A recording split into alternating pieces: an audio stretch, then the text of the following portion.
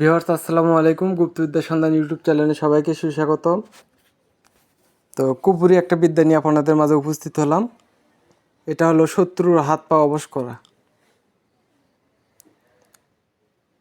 তো নিয়মটা বলে দিই, কোনো জালিম শত্রুকে হাত পা অবশ করিতে চাইলে তাহার পায়ের তলার মাটি ও শ্মশানের মাটি, নতুন কবরের মাটি একত্র করিয়া দুইটা মূর্তি বানাইবে। পরে শত্রু যে জায়গায় অবশ করিতে চাও সেইখানে তাবিজ বান্ধিবে।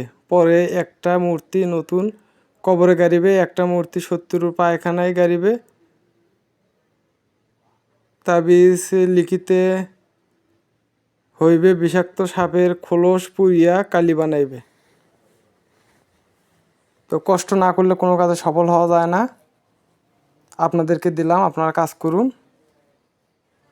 যা করবেন বুঝে শুনে করবেন, তার কারণ আমরা চিরকাল বেঁচে থাকবো না।